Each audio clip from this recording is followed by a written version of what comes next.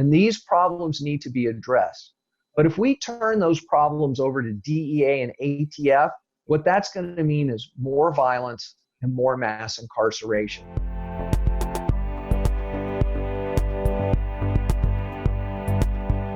Hey everyone, I'm Will Glover. Thank you for joining me here. I am with Alex Vitale, the professor of sociology at Brooklyn College and author of The End of Policing. Alex, thank you so very much for taking the time to sit with us.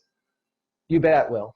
Right now, what we're hearing is the call to defund the police. So just a little bit on what that actually means, and would that actually create the type of change that people are hoping for? So this is not a new idea. This has been percolating for years, especially since the uprisings in Ferguson and the death of Eric Garner and Tamir Rice and so many others. Most people weren't using that language, but that was kind of what fit on a cardboard sign or in a hashtag. What most of these movements are calling for is concretely shifting certain amounts of spending from police, maybe a jail or a youth lockup, and reinvesting those monies in community identified programs that those communities think would make their communities safer than relying on police. And this has been going on in Detroit for years as well. Groups like the Detroit Justice Center, Project Greenlight, the Detroit People's Platform have all been identifying this problem of local mayors coming to over-rely on policing to essentially paper over a whole set of social problems that they don't seem to be willing to address in other ways. What type of scenarios should a police force actually be, involved in, tasked with? Well, I think it's important to keep in mind here that at root, police are violence workers. That's what distinguishes them from other parts of government. So instead of trying to turn police into social workers or clinicians, we should just bring in social workers and clinicians where that would be a better option. The question then is, what's left? What is it that we need violence workers for that we can't possibly find any other solution to? And it's not a simple answer, because even problems like domestic violence, shootings, sexual assaults, there are many evidence-based strategies that we could be pursuing other than policing.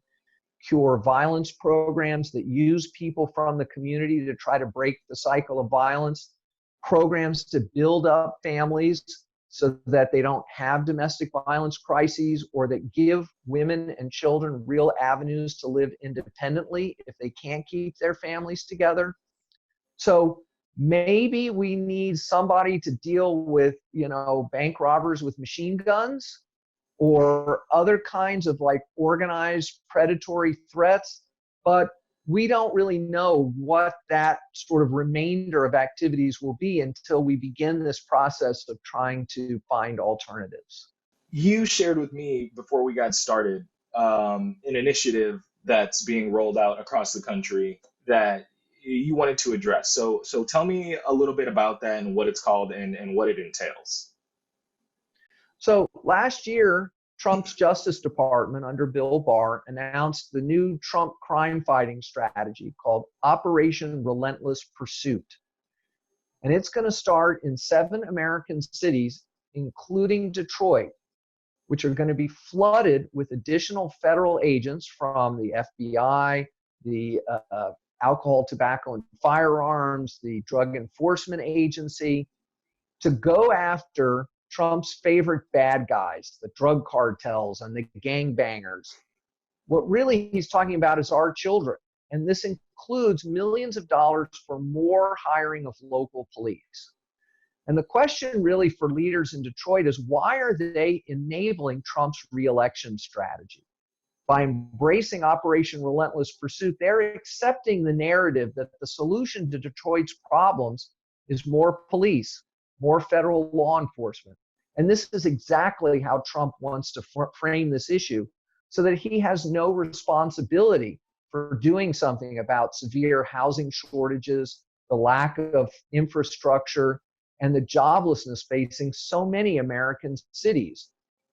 So this idea that Detroit political leaders are embracing this strategy should be deeply troubling to everyone. What is going to be the fallout of a city being flooded with more police and more funds allocated to over policing? So look, Detroit has a drug problem, and Detroit has a youth violence problem. And these problems need to be addressed.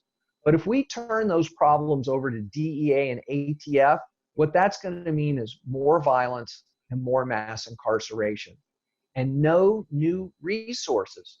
It's not going to result in any more drug treatment options.